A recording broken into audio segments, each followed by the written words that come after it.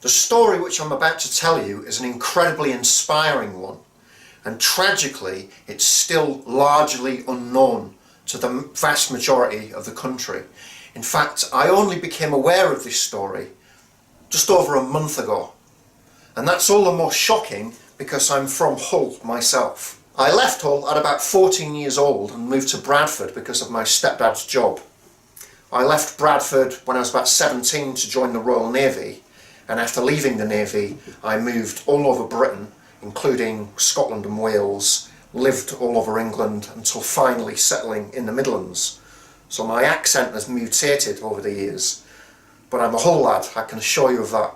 At its peak, Hull's fishing industry was the largest in the world.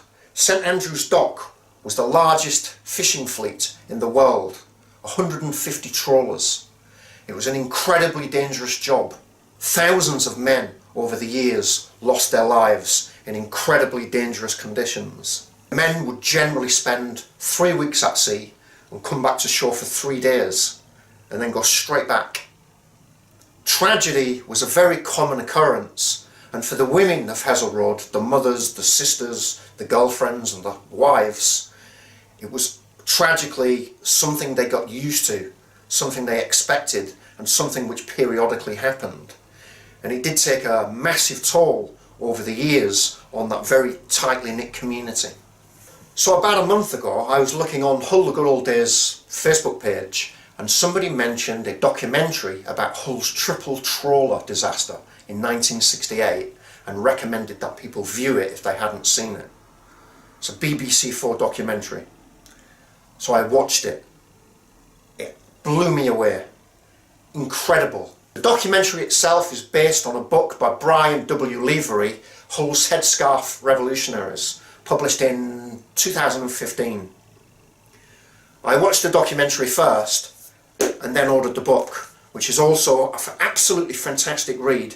It goes into far more detail than the documentary, as you would expect, and I strongly recommend that you read it. This is a story that really needs to come back into public consciousness.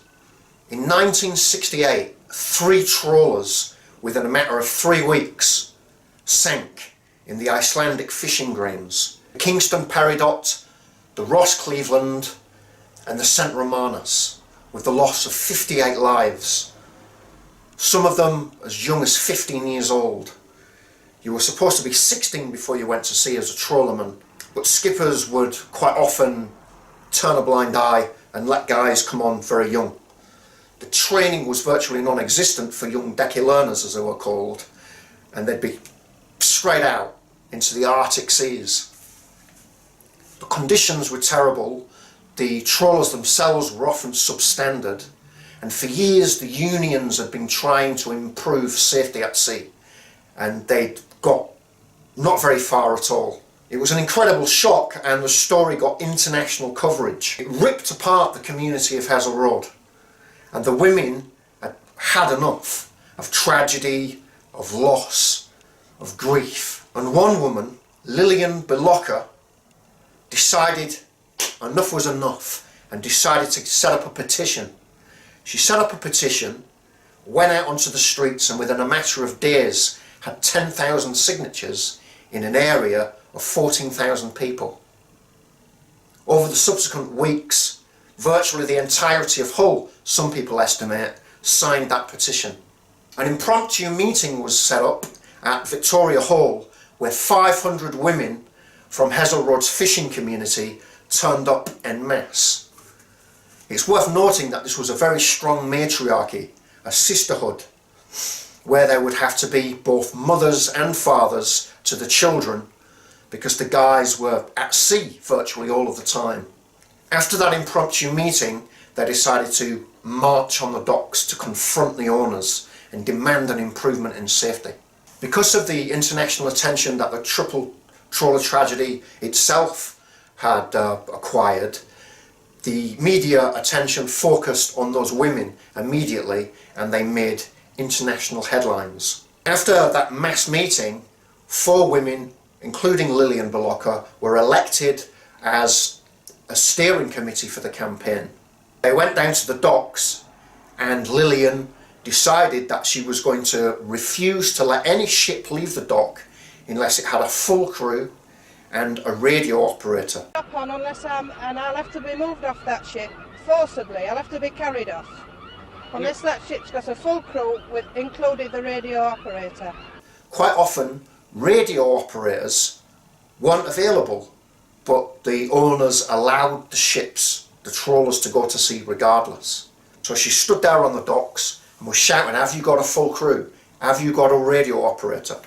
If the guy said that they didn't, she was going to jump on those trawlers and physically stop them from sailing, which she tried to do. The police had to stop her.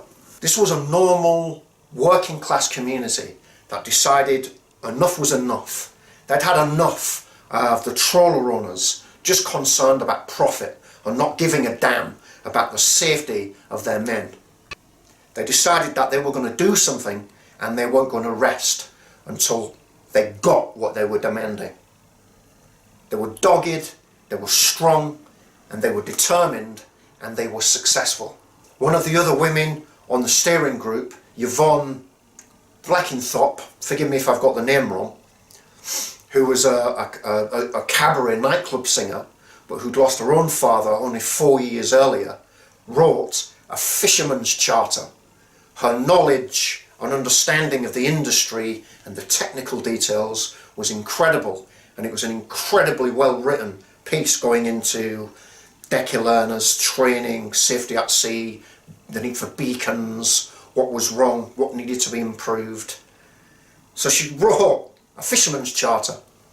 Local politicians and local trade unions got behind them, although it's also worth noting that the women, in their own words, said that they didn't have time for union bosses, politicians and middle-class Marxists. They were just getting on with it regardless. Although the politicians, let's face it, the unions and politicians supporting them, it was useful, and they did arrange, which they were demanding by the way, but they did arrange for them a meeting with leading politicians in Westminster. So a delegation of the 4 steering committee members went down to Westminster, no uncertain terms, made their demands very assertively, very clearly, and it was agreed. And they not only got their demands and everything on that fisherman's charter, they got far more. And in fact, it has been stated that those women, within a matter of weeks, got more than the unions managed to achieve in decades. Although in defence to the unions, they had been trying, and there were some dedicated union activists who were trying to push for safety at sea. It is an incredibly inspiring story. Lillian Bilocca, in her own words, felt that she didn't have the guts or the ability to do something like this, but she just decided enough was enough and felt that she had no choice and had to. I've always been concerned, but I've never had the guts to do aught about it. But now, I think it's time somebody did, and I've made a start. It's up to these other people to follow me. And make these owners sit up and take bloody notice, and now, not next year or the year after. There's been sought before, but no action. In the words of one of the other key campaigners, all those guys were interested in, the trawler runners, was totting up their profits. All they're bothered about is sat behind a big oak desk totting the profits up. In microcosm, this reflects a larger story, because it's not just about the fishing community in Hull in the 60s, because it's not only about trawler owners totting up their profits with scant regard for the safety of the men at sea. It's about the entire system that we live in. A system which benefits the rich and the powerful at the expense of ordinary working class people and communities. And how many Lillians are out there right now? How many people are out there right now who don't think they have the guts or the ability to stand up and defend themselves, their communities, their class and their workmates, and yet they absolutely do have those skills and those abilities, and they do have the potential to not only fight but to win. One of the saddest things about this story is that Lillian Bilocca died virtually unknown at 59. A very strong woman. She never let these feelings out publicly, but she felt that she hadn't really been recognised, she'd been forgotten, that her work had been overlooked, and what she tried to do with such dogged determination had been forgotten by a community and by a city. And I think that this story is very important, not least of which because it makes us realise, working class people, what we are capable of and what we can achieve and what we can win back from the bosses and from the rich who do indeed have scant regard for our lives, for the quality of our lives, for our communities, for our working environment, for our safety and for our futures. It proves the fact that we can fight back and win, and it proves the fact that it is ordinary working class people like Lillian Bilocca and the women who march behind her who can better shape their communities, get things done, win the things that need to be won, and in fact I would argue can run their communities and run their workplaces, and dare I even suggest perhaps they're better placed to run society as a whole. I would strongly recommend that you watch the documentary. I will link it below. I would also strongly recommend that you read the book. It is phenomenal, a very important and very inspiring story. So finally, I dedicate this video to the city of Hull. I dedicate it to all of those trawlermen who lost their lives over the years. I dedicate it in particular to the 58 men who tragically lost their lives in Hull's triple trawler disaster. And I also dedicate this video to all of those women who fought back in defence of their men and won a campaign which massively improved permanently safety at sea for all trawlermen in this country, and undoubtedly saved thousands of lives because of what they did. And in particular, I dedicate it to Lillian Bilocca, somebody who now needs to be remembered, somebody who needs to be put back into our collective consciousness as a great unsung working class hero.